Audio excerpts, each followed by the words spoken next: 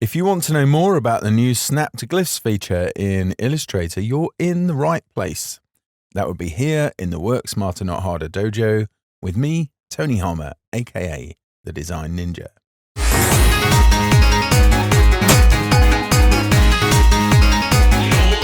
The new Snap to Glyph feature lets you snap artwork components precisely with the text, and that's without the need to create outlines or outline something for a set of reference guides. What you can do is choose from various snapping options, and then you'll get guides that appear on the text, and the text can stay completely live. Let's take a look at, first of all, how we get set up for that. I'm going to select this text just here, and I'll go to the character panel. Now I have the control strip open, so I can access that really quickly via this link. And down at the bottom, I have options here for snap to glyph that you can see. So I can snap to the baseline, that's the invisible line that runs along the text. I can snap to the X height, that's the height of the lowercase characters. I can snap to the Glyph Bounds, that's the invisible box that goes around each and every glyph. I've also got some proximity guides which help with drawing an alignment and guides for angles and for points. Now, if you're not seeing these, go to the flyout menu for the character panel and choose Show Snap to Glyph options. And if you're not seeing that in those options, then you either need to upgrade or at least update your version of Illustrator. There are a couple of other things that also need to be paid attention to before using the feature. And we'll start off in the View menu and down towards Smart Guides. Those need to be turned on for this to work. Snap to Grid needs to be turned off or else the feature won't work. And Snap to Glyph needs to be on as well. And in the preferences, Command K or Control K to get to those quickly, just check your Smart Guides category and make sure that alignment guides are turned on. They usually are by default, and that the snapping tolerance is set to something other than 0. Again, that usually is by default, but it doesn't hurt to have a quick check, or if the feature doesn't appear to be working, that's one of the places to look. Okay, so let's go ahead and first of all, I'll use this X down at the bottom here with this red line that I've created with a very, very large stroke.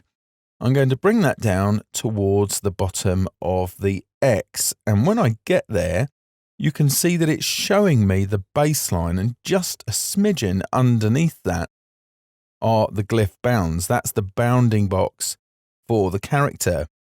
And if I go up here towards the top of the X, then I'm getting the X height, and also again just a smidgen above that I would find the Glyph Bounds there as well.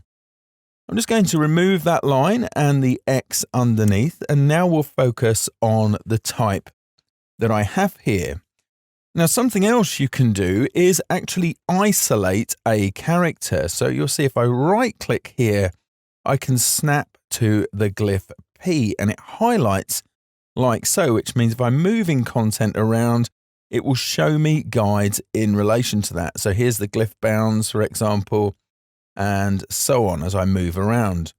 Additionally, if I was drawing, so I'm just going to get my pen tool here and tap P, then I would see the individual anchor points that make up the geometry of this character, which would be very useful if you were going to, for example, draw additional flourishes, as would the angle guides that you would see there as well. And I've just got one coming off of the serif of that P. So if I was going to draw something new there, I could just use those guides to very quickly draw a new element like so. Something else I can do too is to transform the type. I'm just going to release the P character there. Now I've got two ways to do that. I can either right click and choose Release Snap to Glyph P, or in the control strip, you'll see I have a button here as well, Release Glyph, like so. Let me go and draw something. So I'll tap L on my keyboard here to get the ellipse tool, and I'll go to the anchor point here just on this spur of the T there. So once I'm aligned with that, let's zoom in just a bit. And if I hold down Command and select the text, that would be helpful. There we go. I'm getting the anchor point just there. And then I'm going to hold down the Option key and the Shift key to draw from the center. And I'll draw outwards like so. Let me just zoom out again. And I'll choose a different color for this. What I think I'll do is use my color guide panel here and just set that to the current color. And let's choose a different harmonic rule. Maybe this high contrast here and something like that red would be really good. I'll send that to the back so we can see both things together. And then I'm going to reselect the text just by clicking on it. And now I'll use a transform tool. If I tap R to get my rotate tool, I can go ahead and again find that anchor. I'm going to hold down the Option key and click just there so I can use the dialog to rotate this. And you can see how easy it is for me to rotate exactly around that point. And I can do exactly the same thing for things like shear and scale as well. So if I wanted to scale from that point, I could just go ahead and again choose that particular guide there and click and then scale that down how I wanted. And of course, as I just said, I could shear that.